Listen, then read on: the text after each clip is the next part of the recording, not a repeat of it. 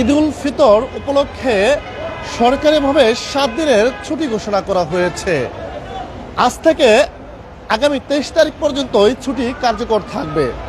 আমি একটু জানাই, আমি এই মুহূর্তে রয়েছে ঢাকা টাঙ্গাইল মহাসড়কের চন্দ্রা তিমুর এলাকা। আপনারা নিশ্চয়ই জানেন ঢাকা টাঙ্গাইল মহাসড়কের এই চন্দ্রা তিমুর এলাকাটি অত্যন্ত গুরুত্বপূর্ণ একটি বাস স্ট্যান্ড। এই মহাসড়ক দিয়ে অন্তত উত্তরবঙ্গের 20টি জেলার মানুষ যাতায়াত করে থাকে। আমি বর্তমানে রয়েছে চন্দ্রা তিমুর এলাকায়। তিমুর এলাকার যে চিত্র সেটি একটু আপনাদেরকে সরাসরি দেখানোর চেষ্টা করব দর্শক। আপনারা নিশ্চয়ই দেখতে পাচ্ছেন চন্দ্রা বাস টার্মিনাল এলাকায় পরিবহনের বেশ চাপ রয়েছে, সেই সাথে চাপ রয়েছে ঘরমুখো মানুষের। আমরা সকাল থেকে লক্ষ্য করছি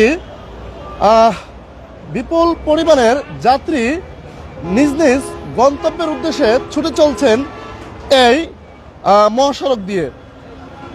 এটি যেহেতু গুরুত্বপূর্ণ একটি মহাসড়ক, এখানে ঢাকা টাঙ্গাইল এবং গাজীপুর টাঙ্গাইল দুটি মহাসড়কই এই চন্দ্রা তিমুর এলাকায় এসে সংযুক্ত হয়েছে। আমি একটু দর্শক আপনাদেরকে দেখাতে চাই, এই মুহূর্তে দেখতে পাচ্ছেন উত্তরবঙ্গগামী যে লেনটি রয়েছে সেটিতে কিন্তু যানবাহনের বেশ চাপ রয়েছে। আর সেই সাথে সার্ভিস লেন যেটি রয়েছে উত্তরবঙ্গগামী, সেখানেও দূরপাল্লার যে পরিবহন সেগুলো স্থিরভাবে দাঁড়িয়ে আছেন এবং যাত্রীরা গন্তব্যে ছুটে চলার লক্ষ্যে পরিবহনগুলোতে উঠছেন। আমরা প্রতি বছরই দেখতে পাই চন্দ্রা তিমুর এলাকায় ঈদকে কেন্দ্র করে আঞ্চলিক পরিবহন, দূরপাল্লার পরিবহন এছাড়াও বিভিন্ন পরিবহনের চাপ পড়ে। এ সময় এই অঞ্চলের যারা বিশেষ করে পোশাক শ্রমিক রয়েছে তারা কিন্তু নারীর টানে বাড়ি ফিরতে শুরু করে। আমরা গত পরশু দিন থেকেই লক্ষ্য করেছি ঈদকে কেন্দ্র করে নিজ নিজ গন্তব্যে ফিরছেন মানুষ। আমরা এমন অনেকের সাথে কথা বলেছি, তারা বলছেন যে যেহেতু আজ থেকে ছুটি কার্যকর ঘোষণা করা হয়েছে, তাই যানজট এড়াতে এবং ভিড় এড়াতে পরিবারের অন্যান্য সদস্য যেমন স্ত্রী, সন্তানদের তারা দুদিন আগেই বাড়িতে পাঠিয়ে দিয়েছেন। আজ কিন্তু ছুটি ঘোষণা হওয়ায় সপরিবারে, অর্থাৎ যারা চাকরিজীবী রয়েছেন, গার্মেন্টস শ্রমিক রয়েছেন, সরকারি কর্মকর্তা রয়েছেন এবং এই অঞ্চলে যারা খেটে খাওয়া মানুষ রয়েছেন, বিশেষ করে উত্তরবঙ্গ থেকে আসা প্রায় 20টি জেলার মানুষ এই চন্দ্রা এলাকার আশেপাশে বসবাস করে থাকেন। যেহেতু চন্দ্রা, জিরানি, আশুলিয়া, সাভারের এই এলাকাগুলো শিল্প অধ্যুষিত এলাকা, অতএব এই অঞ্চলে পোশাক শ্রমিকের এবং শিল্প শ্রমিকের বসবাস প্রায় 20 থেকে 30 লক্ষাধিক।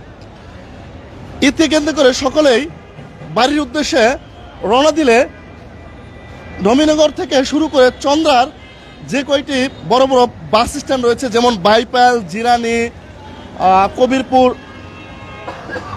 এবং বাড়িপাড়া সহ চন্দ্রা এবং নবীনগরের যে মেন বাস স্ট্যান্ডগুলো রয়েছে সেগুলোতে যাত্রীদের ভীষণ চাপ দেখা যায়। আর এই চাপকে কেন্দ্র করেই মহাসড়কে দেখা যায় যানজটের একটি তীব্র আকার। আমরা একটু দেখাই, আমরা একটু দেখতে পাচ্ছি যে এখানে চন্দ্রা এলাকায় বিভিন্ন ধরনের অপ্রীতিকর ঘটনা এবং অধিক ভাড়া আদায়ের যে বিষয়টি থাকে প্রতি বছরই, এছাড়াও যানজট নিরসনে প্রচুর পরিমাণে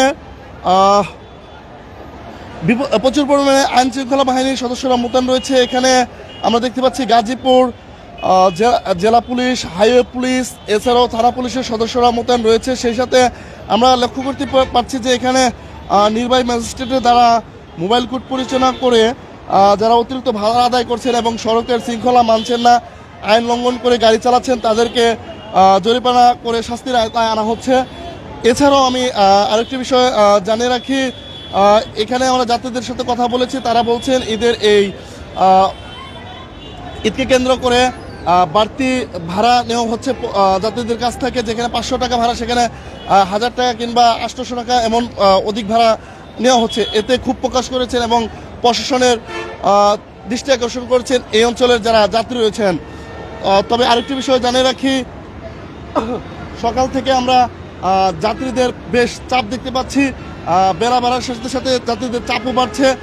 যেহেতু আজকে থেকে ছুটি ঘোষণা করা হয়েছে, সেই ছুটিকে কেন্দ্র করে প্রত্যেকেই কিন্তু নিজ নিজ গন্তব্যে ফেরার উদ্দেশ্যে বিভিন্ন যে জেলা বা বিভিন্ন যে অঞ্চলে বাড়ি রয়েছে বা গ্রামে তারা ফিরে যাচ্ছেন এই অঞ্চলের সাধারণ যাত্রীরা। তো চন্দ্র এলাকা থেকে এই ছিল মহাসড়কের সর্বশেষ পরিস্থিতি।